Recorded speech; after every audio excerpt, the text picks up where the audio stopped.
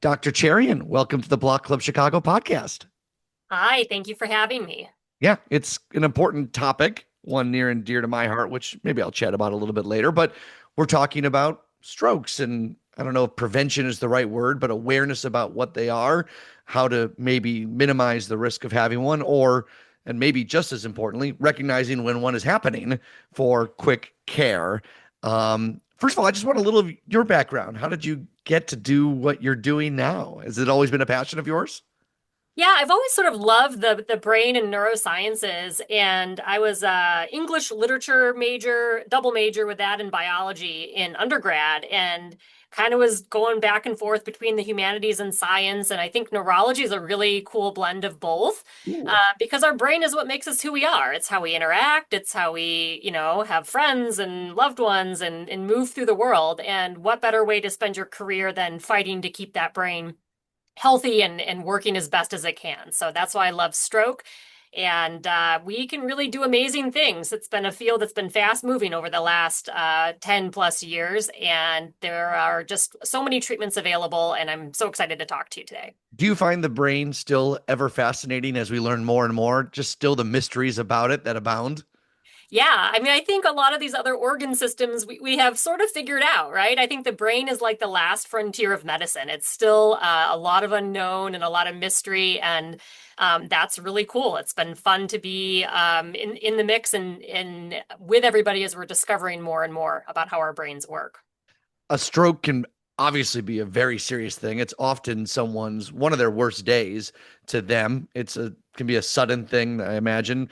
Well, look at me telling you what a stroke is. Why don't you go ahead and tell our listeners just like the basics? I know there's different varieties and flavors is probably not the right way to say it, but just in basic terms, what is a stroke? Yeah, well, I think you nailed it. It strikes you down. You're fine 1 minute, and then the next minute, you have these neurologic symptoms that are due to a disruption in the brain's blood supply, and that can either be a blockage, like a clot that blocks the blood flow, or it can be a rupture and a bleed, a hemorrhagic kind of stroke. And either one of those can give you stroke symptoms that can be extremely disabling or even fatal.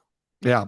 So it's bleeding in the brain or a blockage of an artery or a vein. Wait, what am I messing up? Either Either one, one. usually Either one. artery, but Usually the one going there. Okay. I'm trying to like remember my A&P class from my junior year. I was the same way, choosing between the arts and the sciences, and the arts chose me. So I've left the sciences behind. Okay. So those are the basics. What you mentioned symptoms. What should we be looking for if we're with someone, or maybe if we're alone, things we can recognize about ourselves that would cause us to call 911?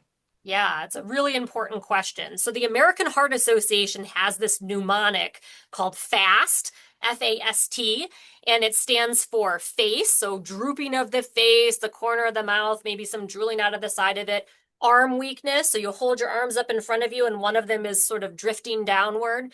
Or speech problems, speech or language problems. Your words are coming out slurry, or you're not able to get your words out, or they're coming out kind of garbled and nonsensical. Then it's time to call 911. Because we say time is brain. Every minute that a stroke is going on, you lose 2 million neurons, 2 million brain cells. So the faster you get to the hospital, the faster you get treatment, the more likely you are to either reverse the stroke and go back to normal or to minimize it and have the best outcome possible. So time is brain. Are we getting better at the treatments to quickly resolve as fast as possible a stroke? Absolutely. So when I was in medical school, we had basically one thing we could do for strokes, and that was a clot busting drug called TPA. And it was a medicine that you could give. And that, came out in the mid 90s and it was revolutionary because prior to that, they basically would just have to see how bad it got and then start doing therapy and trying to retrain your brain to heal. So once these clot busters came on the market, we finally had something that we could do. So those are time sensitive. The sooner you give them, the more likely they are to work. And if you wait too long, it can be dangerous to give them. So you got to get there quickly to be eligible to get those medicines. That being said, we're getting better at the kind of imaging that we do, the MRIs. And we can give those clot busters in certain situations, even when you wake up from a stroke, if there's not too much damage that's done. So that's been something that's changed over the years, kind of expanding who can be eligible to get the clot busting drugs. And then the other big revolution that's happened in stroke is mechanical thrombectomy, going in and actually pulling out the clot. If it's a big artery that's blocked, we and our surgeons can get up there and get those clots pulled out of the brain and open and get that blood flow back and save that brain tissue before it becomes permanent damage. I have a billion questions just on that last thing you just mentioned, going into the brain. If anyone's a little squeamish, skip ahead, I guess, a little bit. Where do you go in? Well, it's non-invasive, so we're not cutting open the skull or anything like that. It's a endovascular procedure, meaning they do a groin puncture, kind of like when you have a heart catheterization, and they thread that catheter up the artery and all the way kind of into the neck, and then they take a special, even smaller catheter, and they can go all the way up inside the arteries that supply the brain. These tiny little catheters, and they can see pictures while they're doing this, and they can target where that blockage is, and they can go in and actually kind of grip it and gently slide that clot out. And they have a little vacuum suction they attach to it too, so they can get the little pieces sucked back out as well. And then you see this beautiful picture of it going back to normal, and it looks like a tree trunk with all the branches. I'm amazed at this, that alone, let alone the other things you mentioned. So you're telling me like a generation ago, I was born in like the early 80s. So like, when I was a kid, you would just say, well, let's let this thing play out and then go into recovery mode or try and get back what we lost. And you just sit there and wait. Now we can hopefully bust through the clot through a drug that goes in, or we physically go in and do this. Yep. And oftentimes both, it'll be a 1-2 punch. So we'll give them the clot busting drug because we can do that immediately. And here at Rush, we help a lot of our partner hospitals, so smaller community hospitals that maybe don't have stroke doctors down in their emergency rooms. And we have robots sitting in their emergency rooms, and we'll give the clot buster right away, and then we'll put them in a helicopter, fly them here to Rush, and then our neurosurgeons will go in there and actually get the clot out if it's a big clot that I got a the dumb, medicine doesn't work I got for. a dumb question for you, Dr. Cherian. If these clot busters are so effective and want to be done so quick, I'm sure they take skill to put in, but why aren't they part of like first aid kits that we can administer to people on scene? Well, it's a great question. And earlier, when we were talking about what is a stroke, and we said there's two types, right? One's a bleeding kind of stroke, a hemorrhagic stroke where the vessel ruptures. The other is the blockage kind, the ischemic stroke. And so when we're talking about clot busting drugs, we're talking about ischemic strokes. And to be able to know which one of those two things you're dealing with, you've got to do a CAT scan of the brain. And so most of the time in an ambulance, you don't have the ability to do that. Now, we did run a special ambulance called a mobile stroke unit for a number of years, and a couple of the other big hospital systems in Chicago run them as well, where we do just that. We actually drive up to the patient's house and put them in the ambulance, and it's a special ambulance that takes a picture of the brain. And if it's not a bleeding kind of stroke, we can give them clot busters on that ambulance. And also have the video camera for the doctor to beam in and kind of look at the patient there. So yeah, you picked up on that. It is something that the sooner you can do it, and if you can do it in the field, is great as well. Yeah. This is all amazing stuff. Strokes are very serious and can still be very serious despite all these great advances. I think what we're doing though in this conversation is demystifying it a little bit. Not that you shouldn't fear it, but if something happens, be ready to act, knowing that a quick recovery could be possible through one of these mechanisms. In other words, don't waver back and forth on something that seems a little serious and go, I don't know, I'm a little scared. Get action, because quick resolution can lead to quick recovery. Exactly. I think it's not about being scared of this. It's about empowering yourself to know what to do if you or a loved one has these symptoms, and having that reassurance that there are things we can do. So it's worth getting checked out, and it's worth calling 911 and getting into the hospital quickly. Okay. What causes strokes? Oh boy, I've opened up a can of worms. We don't have time for the whole thing, but kind of give me just a rundown of what we know can contribute to a stroke. Yeah, let's talk about the usual suspects, and they are not coincidentally risk factors that also put you at risk for heart attacks and a lot of other medical conditions. So probably the biggest and most powerful risk factor for stroke that we can do something about, that we can modify, is our blood pressure. And the issue with blood pressure is that high blood pressure, a lot of times you don't know you have it. You may not have any symptoms. It's kind of like the silent killer. So we do a lot of education about knowing your numbers.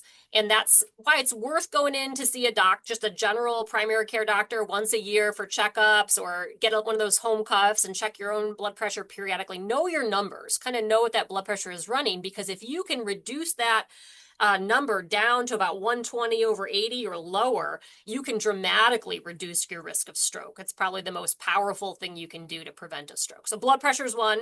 Wait, I just have one follow-up to that. Is it the blood pressure itself that is causing the stroke, or is the blood pressure being high symptomatic of other things that are happening in your body that are likely contributors to the stroke?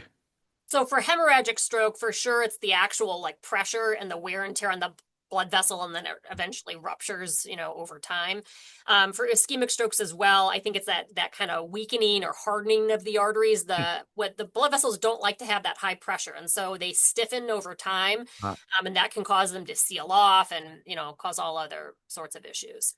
okay. So high blood pressure, check. Let's work on that. Yeah. Diabetes. So that's the high blood sugar.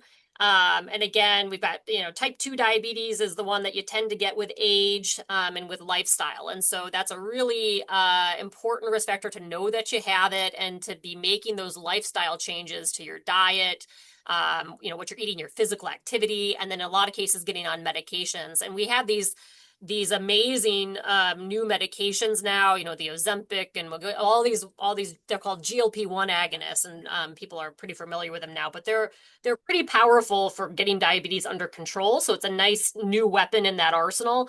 But I always tell patients it's got to be not just that, but also making these healthy changes and really making sure you're getting good nutrition and taking control of your metabolic health. Anything else that you want to mention as increases your risk for a stroke?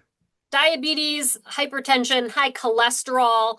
And then another big one is just avoiding certain things. So smoking, for example, is a huge one. If you can quit smoking or even cut down on smoking, that's a really powerful way to reduce your risk of a stroke. So that brings me to my personal example. My dad, who was still alive and doing well, I'll just go ahead and spoiler alert, he's great. When he was 72, I mean, he is about as fit and active as possible. He not overweight, very in great shape, low blood pressure, everything. He was a fire chief at Lincolnwood, and in the middle of a meeting with paramedics, one of the paramedics stopped him and said, "Chief, I think you're having a stroke." And you could not pick a better place to have a stroke than, except maybe at the hospital itself. The Lincolnwood police created a motorcade to get him to the hospital, where they quickly did everything that you're talking about. They did the CAT scan. They immediately did the clot busters. They transferred him to a different hospital where he recovered. And 2.5 days later, despite a pretty severe stroke in a big artery, was at home walking the dog. I mean, it was remarkable. I saw him that afternoon, and his face was drooping. He was with it, but I thought, man, we have got a long road to recovery here. And 2 days later, he was home walking the dog because of that high speed and that high action. And later, it was determined AFib was what had done the stroke. In fact, he had a second one later, a very minor one, that helped them clue in to what had happened. Tell me a little bit about AFib and its relationship with strokes. Yeah, absolutely. So for AFib, the risk of AFib increases with age. And so if you think of your natural sort of pacemaker or metronome for your heart that sets the rhythm, as we get older, that can sort of burn out and you can develop this arrhythmia. And essentially, instead of having a nice normal heart rate, it's almost like your heart's playing jazz. Your heart rate's all over the place. And some people are aware of it. They get palpitations, that kind of fluttering feeling, or maybe they're a little woozy or a little lightheaded. They get a little sweaty when they're in AFib. A lot of people don't know that they have it. And additionally, some people flip in and out of it. They have paroxysmal AFib, meaning sometimes it's there and sometimes their heart rate's normal. So they might go to their doctor have a checkup, everything sounds good. And then they flip into it and go into these stretches of AFib, sometimes for extended amounts of time, and that's where the risk of stroke really starts to go up. So when we have someone come in with stroke, that's one of the key things that we do in the hospital is put them on telemetry. We put them on a heart monitor. A lot of times with our patients, if we do a lot of testing in the hospital, right? And if we get to the end where they're getting ready to go home and we don't feel like we still have a clear smoking gun for what it is, we'll send patients home on extended heart monitors looking for this AFib. And then if we find it, it changes the medicines that need to be given to prevent another stroke from happening. So it's a really important thing to look for and to be diligent about finding. And sometimes, like your dad, it's obvious they're in AFib in the hospital when they come in with a stroke and say, okay, that's probably the culprit. Well, they didn't. Yeah, it was exactly the first thing that you mentioned. They weren't exactly sure. They went ahead and gave him that telemetry, and it was about, it might have been 2.5 months later. He went Mm-hmm. into AFib. They caught it while he Water. was Yeah. going through a thing, and then now he had an ablation, which I don't have to go into all these examples, but suffice to say, he's doing great. Like he has little things that you maybe have to repeat something a couple times, but he's also 75 now, and that's part of that. So I guess I only share that um, as a lesson to just move quickly because it Mhm. worked so well for my dad. Um, One interesting note about him, though, is they did ask in the hospital, "Hey, have you ever felt like a numbness in your arm? Have you ever felt any of these symptoms in the past?" And much to my mother's chagrin, he goes, maybe like a couple, maybe half a dozen times. And he was a paramedic firefighter. There are sometimes, what are these things called? TIAs, mini Yeah, ones, episodes that can happen that can be little clues that something might be a little off, right? absolutely. And I think it's tempting with brief symptoms like that to just shake it off because they're not painful the way that a heart attack is painful. So it's easy, and I see this all the time with patients. They think that was strange. They maybe don't seek care. They don't go into the ER. They don't, tell anybody, or even worse, they might be having those mild symptoms, and they decide maybe I'll take a nap and I'll see how I feel a few hours from now. Ooh. And, absolute wrong thing to do because by then they've put themselves out of that treatment window to get clot busters and things like that. And the TIA really is a warning shot. It's really your body sort of an alarm bell telling you that something is off and something is wrong. And you mentioned your dad ultimately was found out to have AFib, and makes you wonder maybe when he had these little TIAs in the past that were minor enough that he kind of thought, I don't really need to get this checked out. Maybe he was actually going in and out of AFib at that point in time, and they could have put him on a extended heart monitor and maybe caught it before the big stroke happened. Right. So I just like to lay that down. I hope my dad's not listening. I'm not trying to throw him under the No, bus. I think he did such a great job when he was actually having a stroke, getting to the ER fast and getting treated and just did everything right. And so I'm so pleased that he's done well and that he was able to get all of the treatments. I'm glad it was a group of paramedics around him that forced him to go. And also, he was 2 weeks from retirement. I'm glad he wasn't in the lawn 2 weeks later mulching, which is something he loves to do. And boy, that could have been different. So we got lucky, which is great. And anytime anyone asks about stroke stuff, it's just so important to chat through this stuff. And also, what about family history? Now that I know my dad has AFib, is this something that or if someone knows someone that has had a stroke, their parents or their grandparents, is that something that should be pinged and maybe addressed with your primary care physician? Yeah, I think it's a good thing to make sure that your primary care doctor knows. And then also kind of what the circumstances of their stroke was. If you know, sometimes you don't know, maybe it's a grandpa or something where you're not sure about the details. But if you can talk to your family member and kind of figure out what the risk factors were and what they think caused it, that can be helpful as well. We talked about a lot earlier about the modifiable risk factors, the things that we can take charge of, like blood pressure, diabetes, cholesterol, physical activity, diet. There's other things that, your genetics and your age that are risk factors for stroke that you can't change. And so on a practical level, you want to take charge of the stuff that you can take charge of and focus on that. Anything super exciting in the horizon that you're looking forward to that could be more game changing in terms of stroke, either prevention or treatment? Well, I have a big research interest in nutrition and the way that nutrition helps our brain heal after a stroke. So, this concept of brain health, I think you're going to be hearing a lot about. both from the American Academy of Neurology and the American Heart Association, and just really the way that our lifestyle affects our brain health over time. And we talk about stroke, but also cognitive health, memory impairment, cognition as we get older, especially after a stroke. So I think you're going to see a lot of messaging on that. And then the other interesting thing is we're getting into this era of like neurostimulation. And for people, I'm glad your dad sounds like he had a great recovery, doesn't have paralysis or anything like that. But stroke is still the number one cause of disability. So a lot of people, even if they get treated, maybe they didn't go back to normal. And if they are having weakness, one thing that we started here at Rush within the past year or two is doing a neurostimulation program where for people that are still having some paralysis in their hand and arm, we can actually put in a nerve stimulator to give a little boost. They get a magnet that they can swipe over the stimulator, which is kind of up on their chest. It's implanted, so it's underneath the skin, so there's no wires or anything. And then they do the dishes or they go spread the mulch or whatever it is that they have to do. And it's like a little nerve boost to help them with their motor function. And you're seeing a lot of research and interest in this space of kind of ways to augment our brain function after a neurologic injury. And I think that's a really cool space to watch. And then earlier we mentioned the thrombectomy and being able to pull the clots out of big arteries. There's a lot of research going on could we stretch that window out? Could we do it even later? Could we do it for big strokes? Could we get into even smaller arteries and maybe offer this interventional treatment to a broader population of people? So I think those are all things that we're keeping an eye on in terms of the research space. I feel like every generation looks back 50 years and say, man, I'm so glad we live now. Right. They probably said the same thing in the 70s and the 20s, but hey, that's how science works, right? We build off of the past research and what's been done.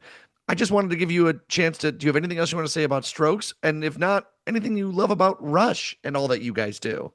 Well, I think to take care of a stroke patient well, you could be the smartest doctor in the world, and if you're not on a good team and you don't have good people around you, it's really impossible to do. So it's not just the brain doctor, the neurologist, but it's the nursing care, it's the pharmacist, it's the techs that are doing the imaging.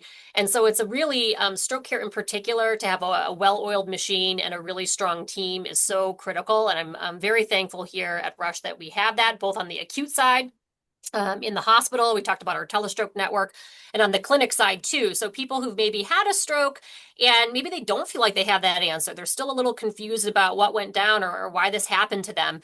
In our stroke clinic, we're always happy to see people for second opinions and kind of help sort through. It's a whirlwind when you're in the hospital. You maybe felt like that with your dad. A lot of tests, a lot of people in talking to you.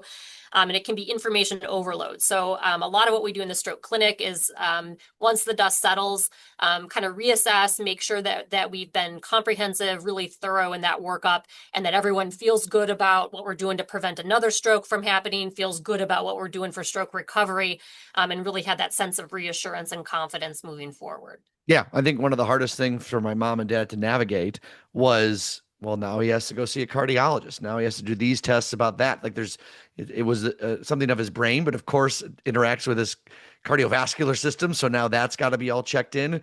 And I know at Rush, and we've talked on other podcasts just about how well connected the network is. Not that it's always perfect, but the idea is it seems like there's great communications between all people, and there is, whether it's the nurses or the advocates that are really pushing for the health of the patient, they kind of know where they're able to go to get the information they need.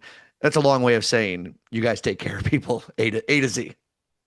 Well, I'm really glad to hear you say that, and I'm really proud of everybody here on our team as well.